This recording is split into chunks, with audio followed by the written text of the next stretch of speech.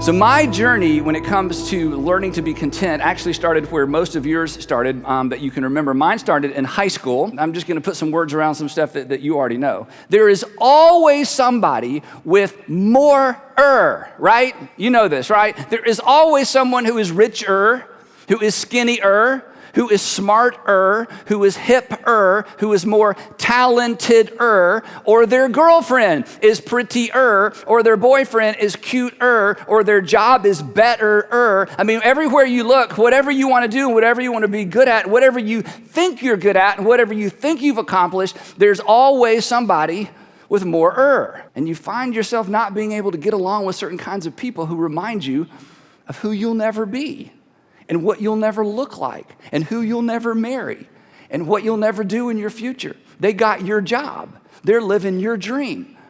And you're just miserable. Because no matter what you have or what you've accomplished, there's no win in comparison. It never leads anywhere. In fact, the wisest man who ever lived, Solomon, who had it all, done it all, been there, done that, the wisest man who ever lived, he just summarized it this way. He said this. He wrote this: envy rots the bones. Wow, that's extreme. Envy rots the bones. So the bottom line for our time together is simply this: knock it off, okay? Just stop doing that, right? If only it were that easy. And I wish I could come out here tonight and say, let me tell you how this will never affect you again. I can't tell you how to make it go away, but I do want to tell you how to manage this tension, because it's not going away. So back to the wisest guy that ever lived. He says, and I saw, he's talking about something he saw in the past, and I saw that all toil, all work, and all achievement, all you goal setters, you know, all toil and all achievement spring from one person's envy of another. It's like, what? He goes, yep, I've seen it. I know what's happening out there. This isn't new. This is 3,000 years old at least and older. In other words, he says, I looked around and I realized everybody is simply competing. Everybody is determining, this is shocking. This is embarrassing because this is so true. Everybody is determining where they are based on where everybody else is. And then he says this too is meaningless. And then he gives us our phrase. And I saw that all toil and all achievement spring from one person's envy of another. This too is meaningless. And here's the phrase: a chasing after the wind. Isn't that powerful? A chasing after the wind. It's endless. It's pointless. There is no finish line. There is no trophy because there is no winner. And there is no peace. There's just not arg, dissatisfaction, guaranteed.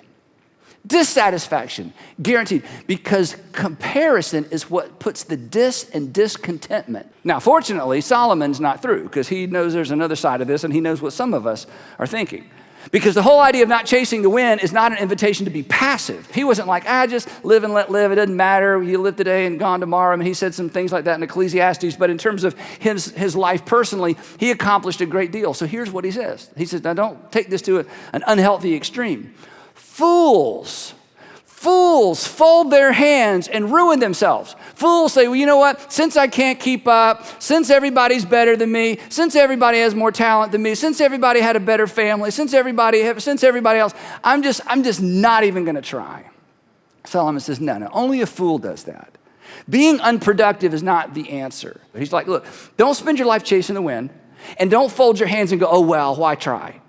Don't spend your life chasing the wind and trying to keep up with people that don't even know you're trying to keep up with them, images on a screen. And at the same time, don't just throw up your hands and give up. And he brings them together in this next statement that's so powerful. Some of you perhaps just need to memorize this statement. He says this: better, I love this, better one handful with tranquility than two handfuls with toil and chasing after the wind. He says, it's better to have one handful with tranquility, which rubs us the wrong way in our culture, because our culture isn't about one. Our culture is about two. Our culture is about more.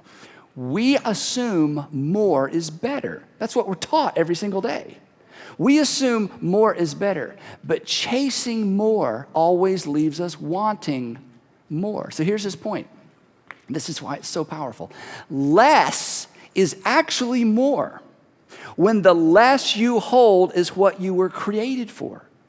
That less is actually more when the less you hold is what you were designed, what you were created for, what you were born to do. Better one handful with tranquility than grasping and striving and pretending and competing.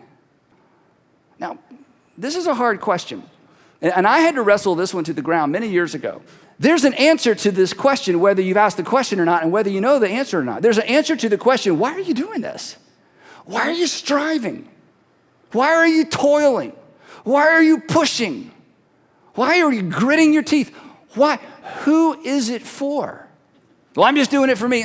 Maybe. But before you just go there and move on, this is a question you need to wrestle to the ground. For whom are you toiling really? Because for some of you, when you are able to answer that question, it will free you up to be content with one handful of tranquility instead of two hands of if only, and when.